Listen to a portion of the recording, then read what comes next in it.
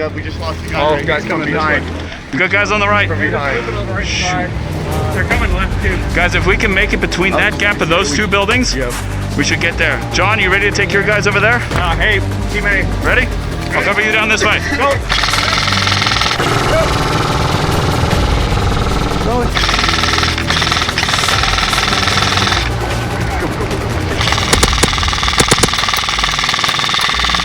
Got both. Nice.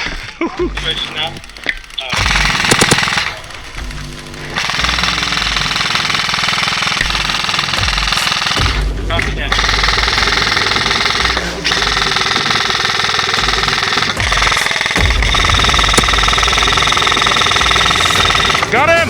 There you go. Good kid. Good job.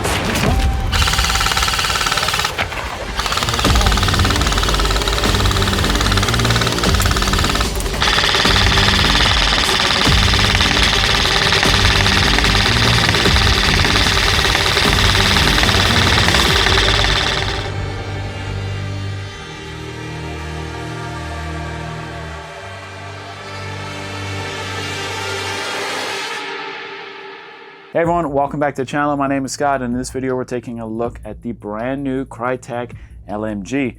Now this is going along with the whole new revision that Krytac's doing with their AEGs with the Mark III version. I will also be doing a review on their SPR as well, so make sure you guys are subscribed so you can catch that if you're interested.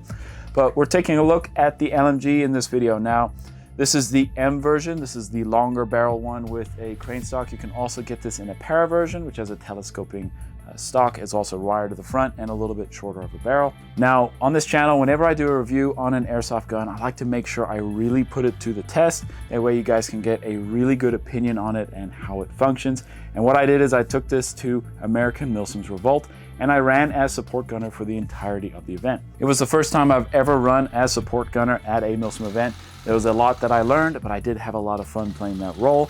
And I'm going to be going over all the different experiences that I had with this. There's a lot of pros and a lot of cons that I had, and I'm going to save that towards the very end. And if you guys are interested in picking this up, you're definitely going to want to make sure you hear what I have to say, as there are some important things to talk about. Now, this video is not sponsored. I was not sent this gun for free by any company. I'm not affiliated with any of them. This is something I bought with my own money as I wanted to add it to my arsenal. And that way I could also have it available to the squad in case we needed an LMG for whatever event we go to. Now, if you guys are new around here, make sure to hit that subscribe button. It really does help support the channel, and leave a like as well if you enjoy this type of content. There's going to be a ton of gameplay footage coming out here soon based on that American Milsim Revolt event. There's some really awesome stuff that the Lone Tree Milsim team got up to, so you definitely don't want to miss that. But we're going to start off this review by doing a quick unboxing, and I'm going to go over all the different features and upgrades that they've done and what you can expect out of the box when you buy this gun.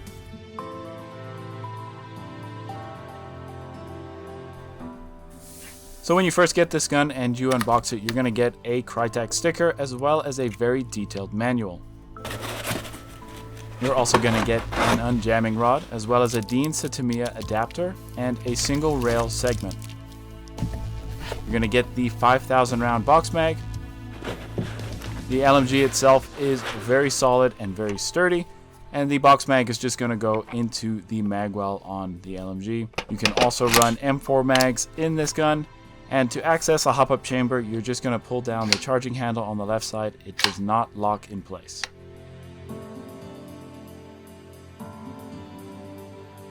Okay, so what are some of the features here that they've gone ahead and added? So first off, they have changed out the stock to this really sleek Delta stock. It has a ton of battery space in it. Looks a lot better than the old Krytac crane stocks.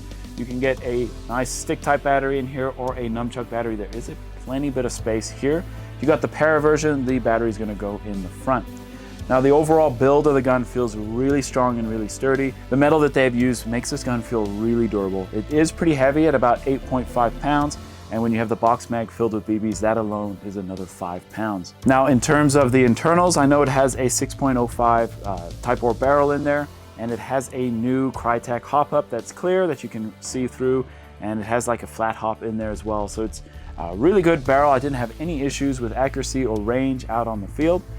The gun is supposed to shoot about 380 to 400 FPS. Mine was shooting about 410, which was still within regulations at the event.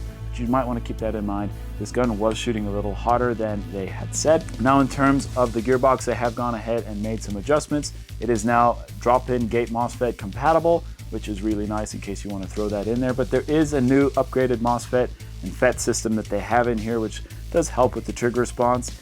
Also a micro switch trigger here that you can actually adjust with an Allen key to make it as less of a pull as you want. Doesn't really matter for the LMG version, as you're just going to be holding down the trigger.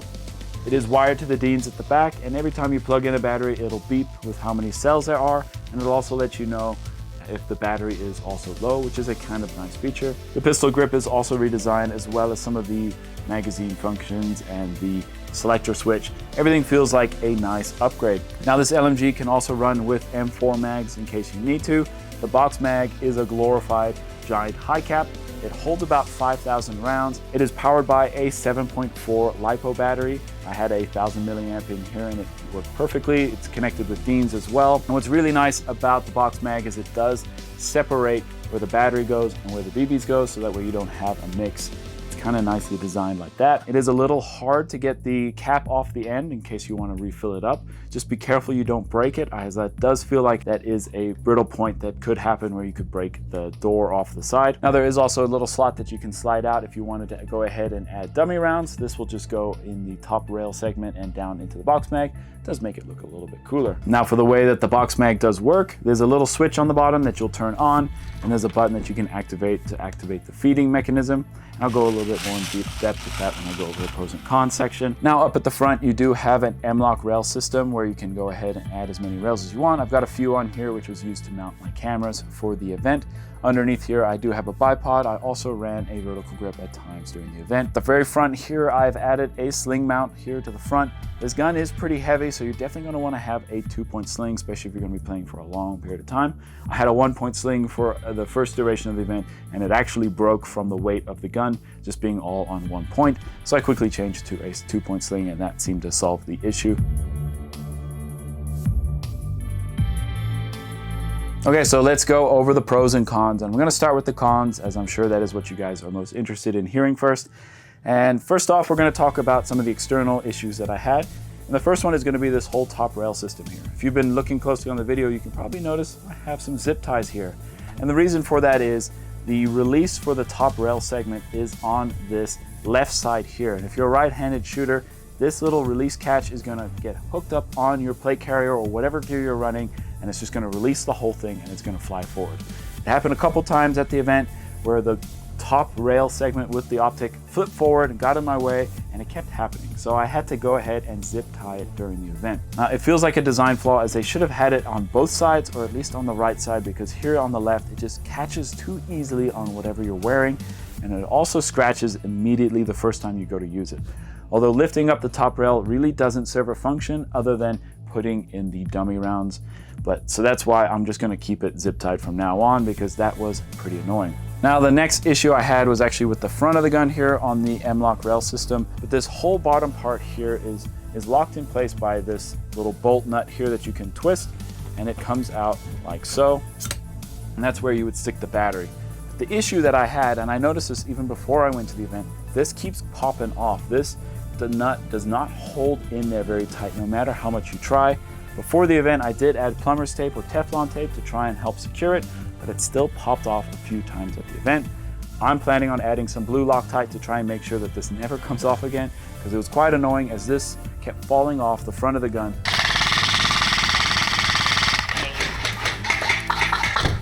Thing. This whole front rail thing keeps falling off. Now another con that you might face when it comes to running this LMG is some events are not going to allow it on their fields. Even though it is based off of a real LMG, the Avery Shrike, some of these events don't allow this specific gun to show up because it is pretty much an M4 with a giant box mag underneath. For example, Milsim West, they have the NATO side, and since this gun is not in use by any countries that serve in NATO, it is ineligible to be used. So do keep that in mind, as there are some events that won't allow this specific gun to be run. The next con has to do with the box mag, which is unfortunate, as it is the most important part of any LMG when it comes to airsoft. Now the way that this box mag works is you'll have a 7.4 LiPo plugged in here with Deans, and there's a little switch here at the bottom which you'll turn on, It was a button that you can use to activate the feeding mechanism. Now in the manual it says that you need to hold it for about 5 seconds to prime the box mag, and then it'll automatically turn on when it is needed in order to keep the feeding and the stream going perfectly when you are shooting. Now in my experience at the event is that even if I had it primed, it just wouldn't activate and wouldn't feed, and it would fail me at the worst times. Whenever I'd go to give covering fire or shoot some enemies, it just wasn't feeding, and it was quite frustrating. Occasionally it would work fine, but I found that I actually had to hold down the button for this gun to shoot reliably.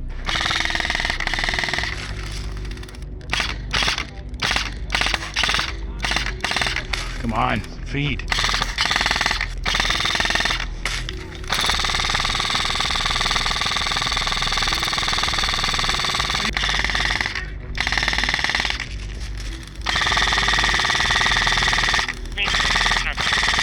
It was definitely quite frustrating at the event, the amount of times that this box mag was just not feeding whenever I was just trusting it to do it by itself.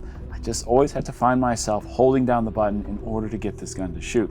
Now when I was holding down the button and I was shooting, this thing shot like a dream. It was beautiful. It'd be maybe just 1 or 2 shots missed out of a huge burst of rounds, and it was extremely nice to be able to put down a lot of fire down range. But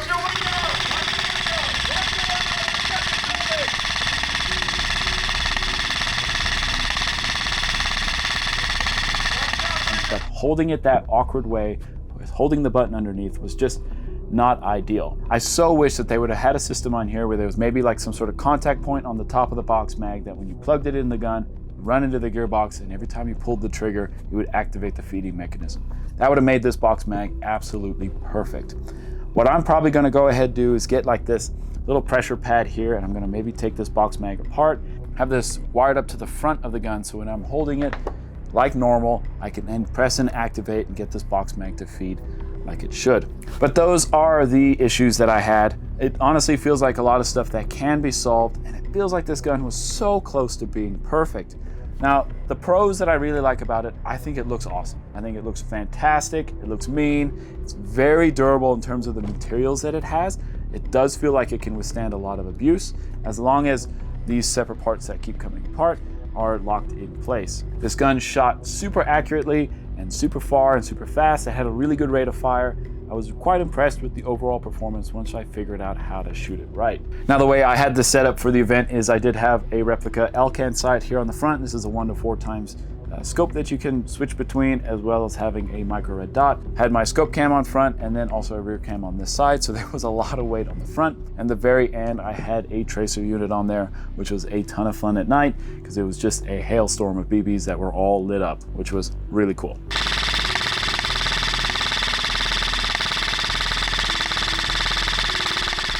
That pretty much brings us to the end of the review of the gun. Let me know down in the comments if you have any questions or if there's something specific that you might want to know about it, and I'll be sure to go down there and answer. I will also try and get that Krytac Mark III SPR video done as well. I'm actually waiting for it to come back from some warranty repairs already, so if you're intrigued of what went wrong, make sure you are subscribed so that way you can see that video when it comes out. But thank you guys for watching, and I hope to catch you out on the airsoft field later.